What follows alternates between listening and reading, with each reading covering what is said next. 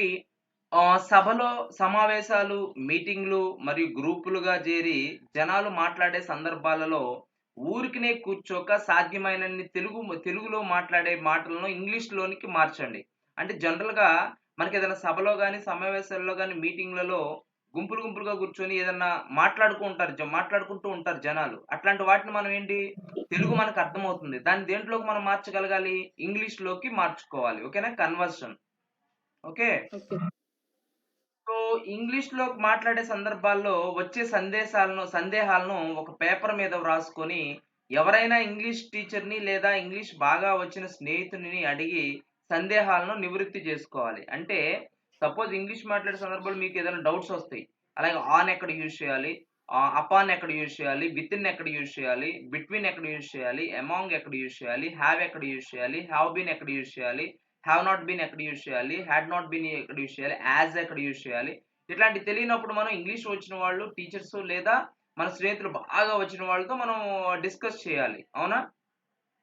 Yes sir. మరి ఇదంతా ప్రాక్టీస్‌లో ఒక భాగం. ఇవన్నీ ఎప్పుడన్నా మనం ప్రాక్టీస్‌లో భాగాలు చూస్తున్నామా? లేదు మనం. అసలు ఇవన్నీ మనం చూడట్లేదు. నెక్స్ట్ వన్ అక్కడ చందమామ కథల పుస్తకాలు. ఎప్పుడైనా మన చందమామల కథల పుస్తకాలు ఇంగ్లీష్ గాని, తెలుగు కొని మొదటగా తెలుగు చందమామలో ఒక కథ చదివి, ఆ తర్వాత ఇంగ్లీష్ చందమామలో ఆ కథను చదవాలి. ఇలా రోజు ఒక కథను చదవడం ద్వారా ఇంగ్లీష్ గ్రామర్ వస్తుంది. అసలు ఈ పని ఎవరైనా చేస్తున్నారా దేవి? అవును సార్. చందమామల కథల పుస్తకాలంటే చాలా చిన్నయి. అవునా? హ్మ్. చిన్నయి తెలుగు పుస్తకాలుంటే, ఇంగ్లీష్ పుస్తకాలుంటాయి. ఈ రెండిటిని పక్క పక్కన పెట్టుకుంటే మనకేమర్థమవుతుంది? అదే కథ తెలుగులో ఉంటది. తెలుగులో ఉన్న కథ ఇంగ్లీష్‌లో ఉంటది. రెండిటికి డిఫరెన్స్ ఏముంటది? అక్కడ గ్రామర్ ఉంటది. ఓకే. నాకు తెలుగులో తెలుగుని ఇంగ్లీష్‌లోకి ఇలా మార్చాలి. చదవడం వల్ల మనకేం తెలుస్తుంది? వాటి యొక్క విధానం మనకి ఎలా వాళ్ళు గ్రామర్ ఎలా కథను రాసారనేది మనకి అర్థమవుతుంది. అవునా కదా? Yes sir. సో, ఇవన్నీ రూల్స్ అన్నమాట. అంటే రూల్స్ లేకుండా ఇంగ్లీష్‌లోకి ఎంటర్ అవ్వడం అనేది ఏమాత్రం గూడా కరెక్ట్ కాదు. ఓకేనా? Okay sir. అసలు మీకు రూల్స్ ఉన్నాయా? లేవా? అన్నది ఇక్కడ important. Next one spoken English. Spoken English నేర్చుకునేటప్పుడు ప్రారంభంలోనే గ్రామర్ పుస్తకాలు చదవద్దు. ఓకే. రైట్. సో, ఇక్కడ అసలు మనకి గ్రామర్ పుస్తకాలతో స్పోకెన్ ఇంగ్లీష్‌కి, గ్రామర్‌కి అసలు సంబంధం లేదు. ఓకేనా? Okay sir. గ్రామర్ పుస్తకాలు చాలా కష్టం. గ్రామర్ ఎందుకు ఉపయోగపడిద్ది? ఫంక్షనల్ గ్రామరు మనం రైటింగ్ స్కిల్స్‌ని డెవలప్ చేయడానికి ఉపయోగపడిద్ది. ఏంటి? Writing skills. Writing skills. Writing skills పక్కా ఉన్నాయంటే అర్థం ఏంటి దాంట్లో? గ్రామటికల్ మిస్టేక్ లేకుండా గ్రామర్‌ని పక్కా యూజ్ చేసి సో, రైటింగ్ స్కిల్స్‌ని డెవలప్ చేస్తాం. స్పోకెన్ ఇంగ్లీష్ అనుకోండి అంత అవసరంలా. మనకి స్పోకెన్ ఇంగ్లీష్ అంటే మనకి కాలానికి అనుగుణంగా మాట్లాడగలిగితే చాలు. హ్మ్. కాలాలంటే ఏంటి? ప్రెజెంటు. ఓకే. కాలాలంటే హ్మ్. ఏమున్నాయి? ప్రెజెంటు. Past, future. ఈ మూడిటికి సంబంధించి మొత్తం మనం ఇవి తెలిస్తే మనం ఈజీగా స్పోకెన్ ఇంగ్లీష్ మాట్లాడొచ్చు. అందువల్ల ఇక్కడ ఇంగ్లీష్ మాట్లాడేటప్పుడు గ్రామర్ రూల్స్ గుర్తుకు తెచ్చుకోవద్దు. రకరకాల ఆంగ్ల వాక్యాలను తెలుగులో అర్థాలతో సహా మాట్లాడడం అభ్యసించండి. మీరు మాట్లాడే సమయంలో గ్రామర్ రూల్స్ తెచ్చుకొని మాట్లాడుతున్నంత వరకు మీకు ఇంగ్లీష్ మాట్లాడడం రాదు. ఈ విషయం గుర్తుకుంచుకోండి. ఓకేనా? హ్మ్. ఫస్ట్ మనం ఏం చేయాలి? రకరకాల పదాలు నేర్చుకొని ఇంగ్లీష్ మాట్లాడాలి. ఓకేనా? Yes sir. ఇప్పుడు నేను చెప్పాను. For example okay. ఇప్పుడు నేను చెప్తున్నాను. సపోజ్ నేనేమంటాను? సగటున. సగటున అంటే ఇంగ్లీష్‌లో ఏంటి? ఒక పదం ఏంటి సగటున అంటే? సగటున హ్మ్. Daily sir. సగటున. మరి తెలుగు తెలియకుండా ఇంగ్లీష్ ఎలా వస్తదసల? హ్మ్. ఇప్పుడు రేపు చిన్న పిల్లలకి ఎవరికన్నా మీరు క్లాసులు చెప్పాలనుకోండి, వాళ్ళకి తెలుగులో అర్థం చెప్పి కదా ఇంగ్లీష్ చెప్పాల్సింది మీరు. Yes sir. మీకే తెలుగు తెలియకపోతే మరి వాళ్ళకెలా చెప్తారు? సగటున అంటే యావరేజ్. ఏంటి? యావరేజ్. యావరేజ్ అంటే తెలిసిందా? Yes sir. అంటే యావరేజ్ అని తెలిసినప్పుడు, యావరేజ్ అని తెలుగులో ఏమంటారో తెలియకపోతే ఎంత రాంగ్ మిస్టేకు. Yes sir. మరి ఇయన్నీ లోపాలేగా. Yes sir. మరది next one ah, suppose example ఓడ మీద అని అన్నామనుకోండి. వాడ మీద, వాడ మీద అని అన్నామనుకోండి. అప్పుడు మనం ఏమనొచ్చు ఇంగ్లీష్‌లో? ఓడ, షిప్, బోట్. ఆ! అండర్ ది బో ఇక్కడ ఆన్ అనే పదం వాడచ్చు. ఆన్ షిప్ బోర్డ్ ఏంటి? On ship boat. On ship board అంటే ఓడ మీద. ఓకేనా? అలాగే నెక్స్ట్ ఇక్కడ మనకి అసలు ఆన్ అంటే మీనింగ్ ఏంటి అసలు? On, ఓఎన్ on. ఆన్ అంటే తెలుగులో అసలు ఏ సందర్భంలో ఆన్ అంటే తెలుగులో ఏంటి అసలు? పుట్టిన ఆన్ అంటే తెలుగులో ఏంటి?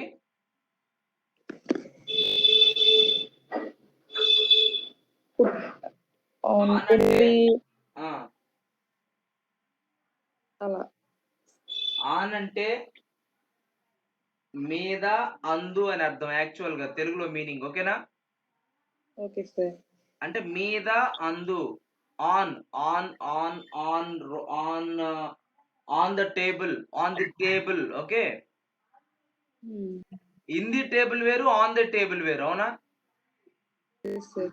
అంటే ఆన్ అనేది ఇక్కడ మనకి మీద అని అర్థం. అది కాక ఆన్ అదర్ హ్యాండ్, అది కాక అలాగే ఆన్ ది హోల్, మొత్తం మీద. హోల్ అంటే మొత్తం కదా. Yes sir. హోల్ అంటే ఏంటి? మొత్తం మీద. డబ్ల్యూహెచ్ఓఎల్ఈ, హోల్, మొత్తం. మొత్తం. ఓకే, ఆన్ అంటే మీద. ఓకేనా? మొత్తం మీద అంటే సపోజ్ ఆన్ ది హోల్, మొత్తం మీద this is not correct. Okay, on the whole this is not correct. Okay, okay sir. మొత్తం మీద ఇది కరెక్ట్ కాదు. ఓకేనా? Okay sir. సో అంటే ఇక్కడ ఆన్ అనేది ఎలా వాడు, అందువల్ల ఇక్కడ ఏం చెప్తున్నారంటే ఇంగ్లీష్ నేర్చుకునేటప్పుడు గ్రామర్ తో పని లేదు మనకి. ఓకేనా? Okay sir. కొన్ని వొకాబులరీస్, కొన్ని వెర్బ్స్, కొన్ని ప్రిపోజిషన్స్ కొన్ని నేర్చుకుంటే మనం ఈజీగా ఇంగ్లీష్ మాట్లాడగలం. ఇవన్నీ ప్రాథమిక సూత్రాలు. ప్రాథమిక దశలో ప్రాథమిక సూత్రాలు తెలియనప్పుడు ఇంగ్లీష్ ఎలా వస్తుంది? So this is very very important. ఒకసారి గుర్తుపెట్టుకోండి. ఓకే, ఇంగ్లీష్ లో మాట్లాడేటప్పుడు గ్రామర్ రూల్స్ ని తెచ్చుకోవద్దు. రకరకాల ఆంగ్ల వాక్యాలను తెలుగు అర్థాలతో సహా మాట్లాడడం అభ్యసించండి. This is very very important point. Okay, okay sir. So మీరు మాట్లాడే సమయంలో గ్రామర్ రూల్స్ తెచ్చుకొని మాట్లాడుతున్నది ఇంగ్లీష్ లో. ఓకే, ఇంగ్లీష్ వాక్యాలను వినడం మీద దృష్టిని కేంద్రీకరించండి. This is very very important. ఏ రోజైనా మనం ఇంగ్లీష్ న్యూస్ ఛానల్ ఏదైనా ఏ ఛానల్ మీరు ఫాలో అవుతున్నారు? ఇంగ్లీష్ న్యూస్ ఛానల్ ఏదన్నా ఫాలో అవుతున్నారు రోజు మీరు ఒక 10 నిమిషాలు? సార్. మరి ఎలా వస్తాయి? మరి పదాలు ఎలా వస్తాయి? మనం ఎలా వినడం అనేది ఇక్కడ ఇంపార్టెంట్. లిజనింగ్ స్కిల్స్ ఏంటి? Listening skills. ఇంగ్లీష్ వాక్యాలు అంటే ఏంటి? ఏం క్వాలిటీ? లిజనింగ్ స్కిల్స్ అంటే ఏమంటాం? Listening skills. మరి లిజనింగ్ స్కిల్స్ ఎప్పుడన్నా ప్రాక్టీస్ చేస్తున్నావా? No sir. మరి లిజనింగ్ స్కిల్స్ చేయకపోతే వాళ్ళ యొక్క భాషా విధానాలు ఎలా? సపోజ్ లిజనింగ్ స్కిల్స్ అంటే American accent, US accent, UK accent, British accent, Telugu accent, English accent, అలాగే నెక్స్ట్ డిఫరెంట్ డిఫరెంట్ కంట్రీస్ యొక్క లిజనింగ్ పవర్ అంటే వాళ్ళ యొక్క మాట్లాడే విధానం. అంటే కొరియా వాళ్ళు ఒక విధంగా మాట్లాడతారు, నైజీరియా వాళ్ళు ఒక విధంగా మాట్లాడతారు, జపనీస్ వాళ్ళు ఒక విధంగా మాట్లాడతారు ఇంగ్లీషు, చైనా వాళ్ళు ఒక విధంగా మాట్లాడతారు. ఇలాంటి లిజనింగ్ వీడియోస్ ఎప్పుడన్నా చూసామా మనం? వాళ్ళ యొక్క భాష, వాళ్ళ యొక్క మాట తీరు. No sir. మన దగ్గర మొబైల్ ఉంది కానీ మనం పని చేయట్లా. అంటే ఎలా వాడాలో మనకు అసలు అర్థం కావట్లా. అవునా? ఈ రోజు యూట్యూబ్ ఓపెన్ చేసి చైనీస్ లాంగ్వేజ్ చైనా వాళ్ళు మాట్లాడరా మీ ముందు? మాట్లాడతారు సార్. బ్రిటిష్ వాళ్ళ లాంగ్వేజ్. మరి ఎప్పుడన్నా ఇంగ్లీష్ వాక్యాలు వినడం మీద ఎప్పుడన్నా దృష్టి చేసామా? No sir. మరి ఎలా వస్తుంది ఇంగ్లీష్? సో ఎన్ని లోపాలు ఒకసారి ఆలోచించండి. మీరు చేసే లోపాలు, సో ఇలాంటి లోపాల వల్ల మనం ఏది కూడా ప్రయోజకులం కాలేకపోతున్నాం అన్నది నా ఉద్దేశం. ఓకేనా? Okay sir. కాబట్టి ఏదో మనం జస్ట్ డిగ్రీలు చదువుకొని ఏదో మనం కాలేజీలో, అది కాక మనం ఏమన్నా మంచి గొప్ప స్టాండర్డ్స్ యూనివర్సిటీలో, స్టాండర్డ్స్ కాలేజీల్లో ఏమైనా చదువుతున్నామా? No sir.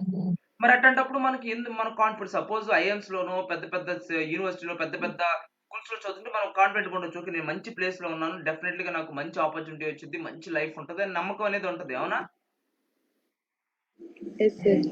మరి ఇక్కడ మనం కనీసం ఏం ఉపయోగం లేనటువంటి కాలేజీల్లో, ఏం ఉపయోగం లేనటువంటి చిన్న చిన్న కాలేజీల్లో చదువుతున్నప్పుడు మన లైఫ్ చాలా స్ట్రాంగ్ ఎలా ఉంటది?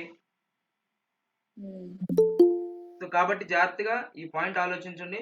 సో చాలా ఇంపార్టెంట్ పాయింట్ ఇది. సో మనం ఏం మిస్ అయ్యామనేది మీరు దృష్టిలో పెట్టుకుంటే మీకు అర్థమవుతుంది. మనం ఏం మిస్ అయ్యాం అసలు మనం నేనదే చెప్తున్నాను. మీ లోపం ఉంటే మీ పేరెంట్స్‌కి మీరు ఏమి చేయలేరు.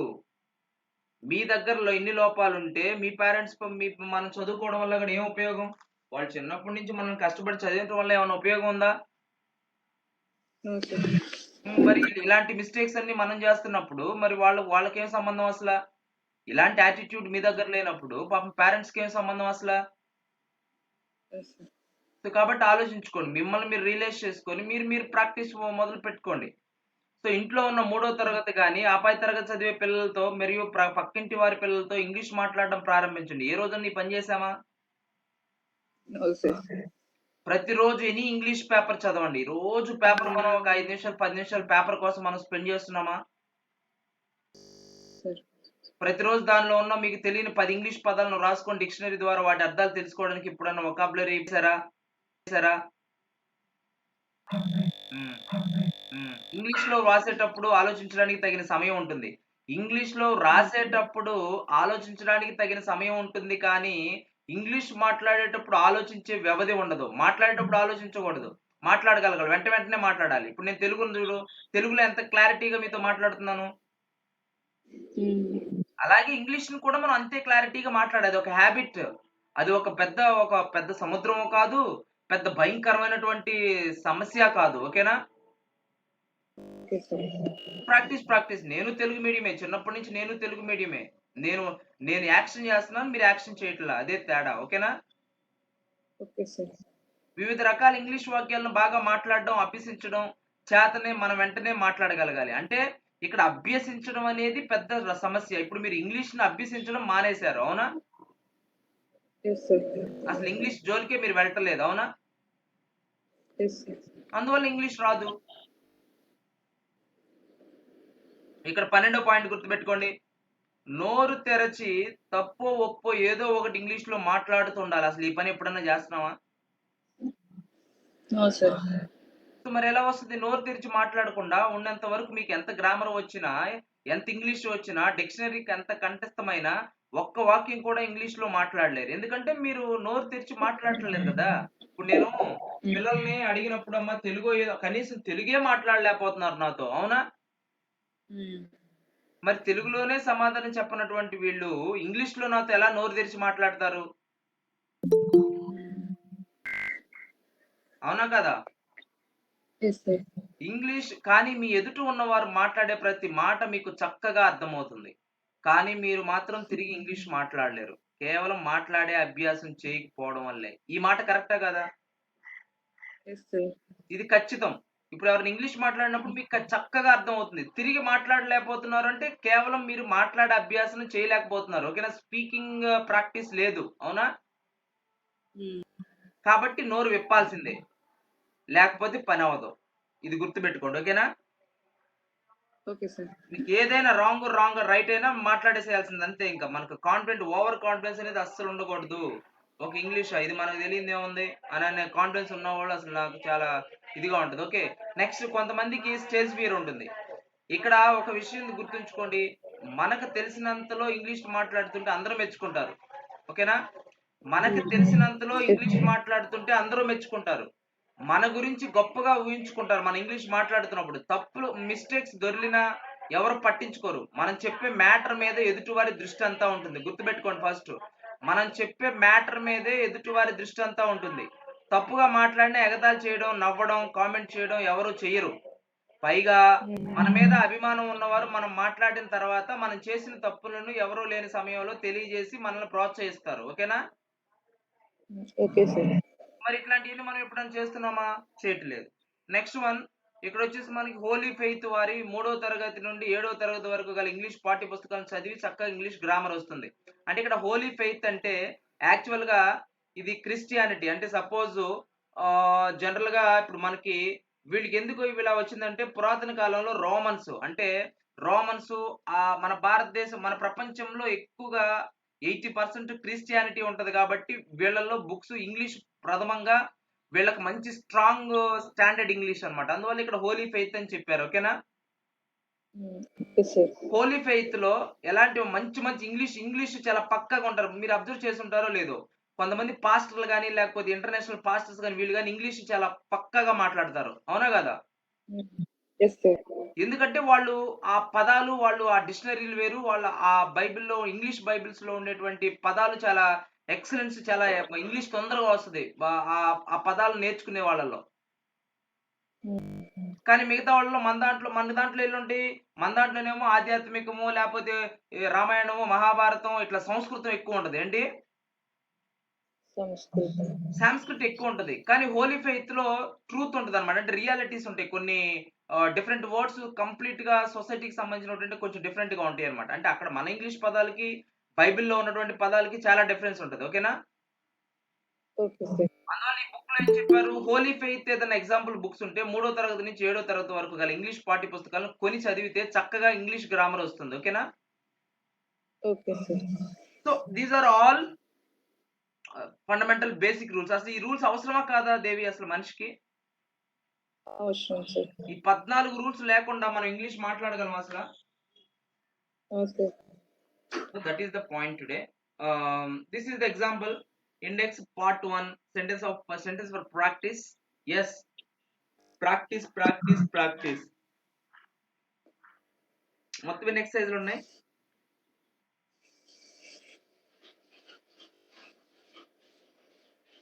40. 40 అంటే ఎన్ని రోజులు? 1 month 10 days. ఆ, ఈ 40 రోజులు కూర్చుంటే మనం ఈ రోజు కన్నా బెటర్ గా ఉండగలమా లేదా? Yes sir. తర్వాత నెక్స్ట్ ఏముంది పార్ట్ 2 లో? Contents, vocabulary for daily reading. అంటే మనం చేయాల్సిన పనులు vocabulary for daily reading. Yes.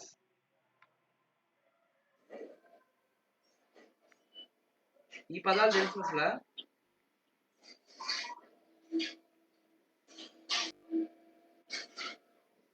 Devi, do you know English letters 26?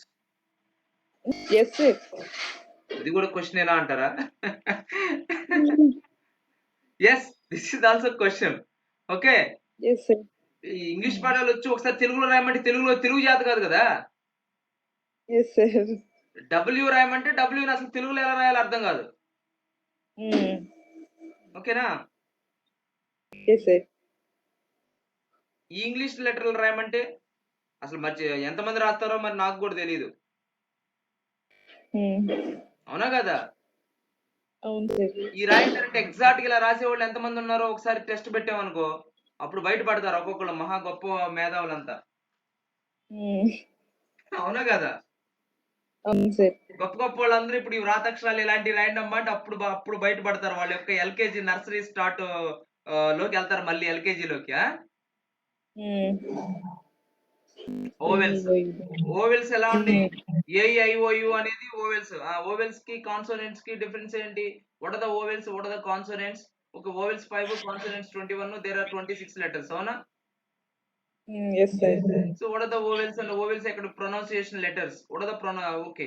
ఇప్పుడు మనం ఇక్కడ ఉన్న చూడండి, ఇక్కడ మనం బా అని అంటే జనరల్ గా బి అంటాం. బి అంటే బి మీద పదాలు ఏంటి మనం తెలుగులో రాయాలనుకోండి బా బా.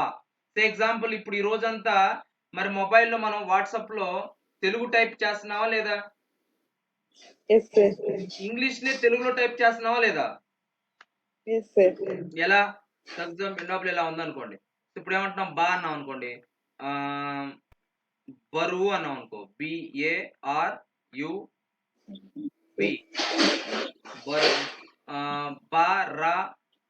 భారము అన్నాం అనుకో, భారము. ఓకేనా? Yes sir. భారము అంటే బరువు కదా. కష్టం అన్నాం అనుకో, KSTAM కష్టం. ఇది తెలుగు కదా, ఇదంతా తెలుగే కదా. Yes sir. మరి ఇక్కడ బా అంటే బి అంటే బా అంటే ఎలా రాయాలి? సి అంటే కా అంటే జనరల్ గా ఏం రాస్తాం? కాదు అంటాం. అవునా? అవునా కదా? Yes sir. ఇక్కడ కాదు అని అంటాం, తెలుగులో రాస్తాం. కానీ ఇది ఈ కా కాదు కదా, ఈ కా వాడాలి కదా. ఈ కా కదా వాడాల్సింది. Yes sir. ఎప్పుడన్నా వాడామా ఇక వాళ్ళు ఆకానే వాడతాం. అవునా? ఉమ్, సో, అది ఇది 2 ఒకటే. అవునా? అవునా గదా! ప్రాక్టీస్‌లో. ఓకేనా? Okay sir. ఇప్పుడేం అర్థమైంది మనకి? అసలు మనం ఏబీసీడీలు నేర్చుకున్న తర్వాత తెలుగులో రాయాలంటే అదొక పెద్ద సమస్య. కృతజ్ఞత ఉమ్, అన్నామనుకో, కృతజ్ఞత అని రాయాలంటే ఎంత కష్టం? కృతజ్ఞత అనన్నాను. ఓకేనా? Okay sir. కృతజ్ఞత. అంటే ఇది ఏం రాస్తున్నాం మనం? ఇంగ్లీష్ లెటర్స్ ద్వారా తెలుగు రాస్తున్నాం. అవునా? Yes sir. మరి కృతజ్ఞతని ఇంగ్లీష్‌లో రాయమంటే? కృతజ్ఞతని ఇంగ్లీష్‌లో రాయమని చెప్తారు? థ్యాంక్స్. థాంక్స్ అంటే ధన్యవాదాలు. కృతజ్ఞతలు. అభినందనలు, కృతజ్ఞతలు ముందల అసలు తెలుగు తెలియాలి మనకేంటి? తెలుగు తెలియకుండా మనం ఇప్పుడు గ్రాటిట్యూడ్ అంటే? ఉమ్, గ్రాటిట్యూడ్ అంటే? చూడు. రా.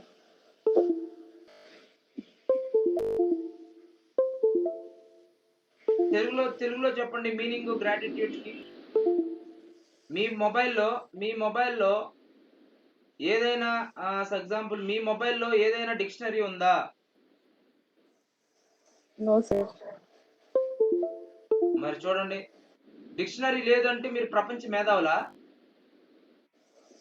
No sir. మరెందుకు డిక్షనరీ లేదు?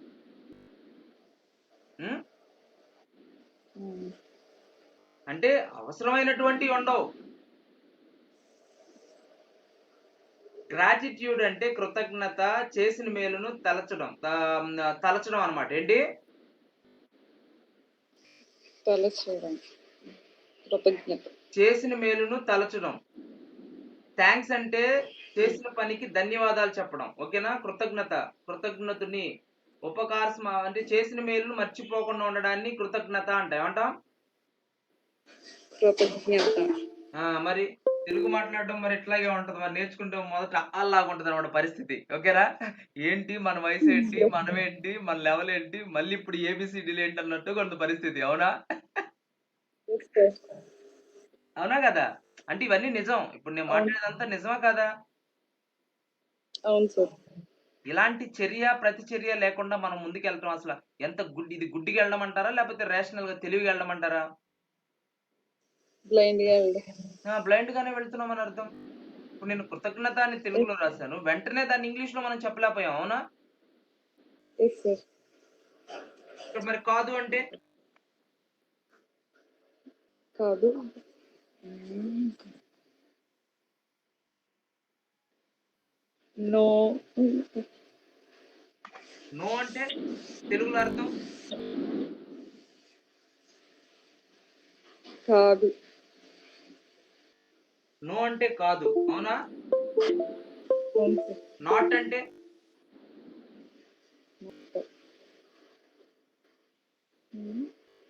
నాట్. కాదు అని. ఓకే. నో అంటే లేదు, కాదు, లేరు, కారు, లేను, కాను అని. ఓకే. నాట్ అంటే మరి? నాట్ అన్నా గాని అదే. ఓకేనా? ఉమ్, అంటే ఇక్కడ నాట్ అన్నా అదే, నో అన్నా అదే. ఇప్పుడు మనకేమర్థమవుతుంది? తెలుగు మాట్లాడితే కంప్లీట్‌గా దాంట్లో ఇంగ్లీష్ పదం తెలియాలని మనకిక్కడ అర్థమవుతుందా లేదా? Yes sir. ఇప్పుడు మాత్రమే సమాజంలో మాట్లాడగలమా లేదా? This is not. ఇది కాదు. It is not. Okay. So, ఇది కాదు అన్నామనుకోండి. సో, ఎగ్జాంపుల్ నేనిక్కడ తెలుగులో మీకు ఇక్కడొచ్చేసి ఇది కాదు అని తెలుగులో రాసా. అప్పుడు ఇంగ్లీష్‌లో ఏం రాస్తావు? This is not. ఇది దిస్ ఈస్ నాట్. అంటే ఇక్కడ మనకి తెలుగును బట్టి ఇంగ్లీష్ వస్తుందా? ఇంగ్లీష్‌ని బట్టి తెలుగొస్తుందా? తెలుగుని బట్టి. తెలుగును బట్టి ఇంగ్లీష్ రాయగలుగుతున్నాం. అవునా? అంటే తెలుగు అంటే ఏంటి? ఆలోచన. తెలుగు అంటే ఏంటి? థింకింగ్. ఏంటి? థింకింగ్. థింకింగ్‌ని బట్టి కదా మనం ఇక్కడ ఇంగ్లీష్ రాయగలుగుతుంది. Yes sir. Yes. Yes it is. Yes it is. Okay. అవును. ఇది. ఇది ఉన్నది. ఓకేనా? Mm. అంటే ఇక్కడ మనకి అవును, ఇది అవును, ఇది కాదు. మరి ఇక్కడ తెలుగు సందర్భాన్ని బట్టి మనకి ఇక్కడ ఇంగ్లీష్ రాయాల్సేటువంటి సందర్భం వస్తుంది. అవునా? Yes, sir. మరి ఇక్కడ మనకు తెలుగు ఎంత అవసరం? ఇక్కడ మెయిన్ ఇంపార్టెంట్ తెలుగు అవసరమా? ఇంగ్లీష్ అవసరమా ముందుల బ్రెయిన్‌లో? Telugu. మరి తెలుగు మర్చిపోయామా లేదా? Yes, sir. అసలు తెలుగు మర్చిపోయాము. ఇంగ్లీష్ రాదు. మరి ఇంకెట్ట మాట్లాడాలి మనం? Mm. అవునా కాదా? అవును సార్. తెలుగు మర్చిపోయాము. ఇంగ్లీష్ మాట్లాడటం లేదు. 2 మైనస్ అయింది. కానీ చదువుతున్నాం. Mm. ఇది కదా మన గొప్ప విషయం. Yes, sir. కాబట్టి జాగ్రత్తగా ఆలోచించుకోండి. Okay. This is the point. Okay. అందుకే Mm. ఈ రోజు టీచర్ ఎందుకు, లెసన్ ఎందుకు, లెక్చర్ ఎందుకు అని అంటాం. ఓకేనా? Mm. మరి ఈ రోజు యూట్యూబ్‌లో చూడడానికి, ఇలా క్లాస్ వినడానికి, టీచర్ చెప్పడానికి ఎంత తేడా ఉంది? Yes, sir. అందువల్లే టీచర్స్‌కి ఎప్పుడూ కూడా ఆల్వేస్ డిమాండెడ్. Mm.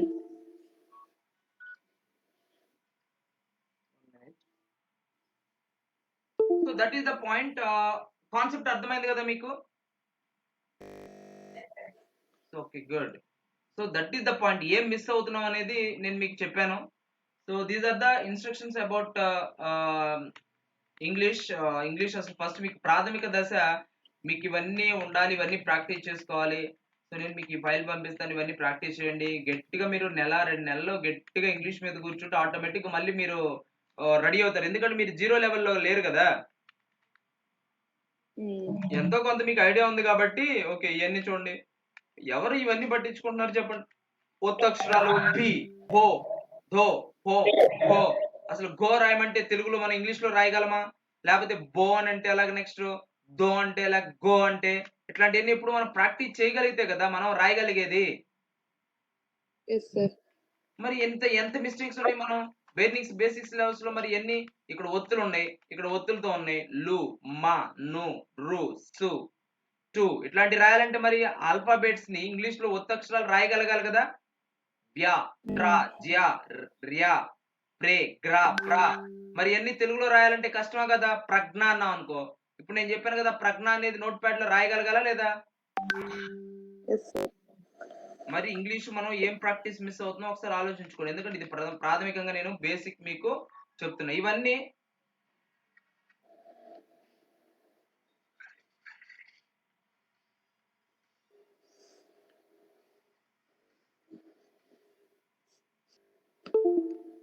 సో ఇవన్నీ మీరు ప్రాక్టీస్ చేయాలి. ఓకే. ఇవన్నీ మీరు ప్రాక్టీస్ చేస్తేనే మీకు అర్థమవుతుంది. సో దాన్ని బేస్ చేసుకొని మీరు ఎలా ఉండాలి ఏంటనేది మెయిన్ ఇంపార్టెంట్. ఓకే. వాటొచ్చిన తర్వాత ఇప్పుడు మనం డే 1 ఎక్సర్‌సైజ్. ఇప్పుడు మనం ఈరోజు ఏం డిస్కస్ చేసాం? డే 1 డిస్కస్ చేసాం. అవునా? Yes, sir. ఇప్పుడంతా మనం డే 1 డిస్కస్ చేసాం. అంటే డే 1 తెలియకపోతే డే 2కి రావడం వల్ల ఏమైనా ఉపయోగం ఉందా? No, sir. Is it clear about the fundamental? Okay. Okay, sir. So నాకు తెలిసి మీకు పక్కాగా అర్థమైనట్టుంది. ఓకేనా? అసల ఏం చేసామా అని. ఓకేనా? Mm. Okay. Then all the best. Then let's start tomorrow day 2. Okay. Okay, sir.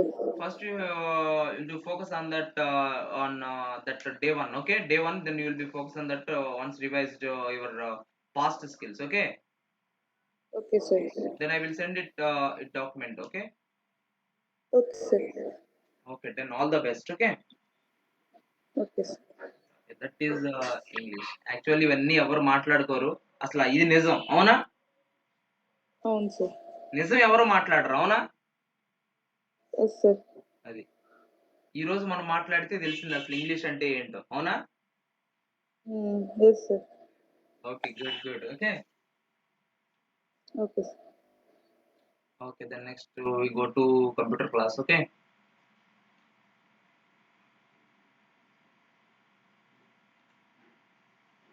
We go to computer class next. Okay.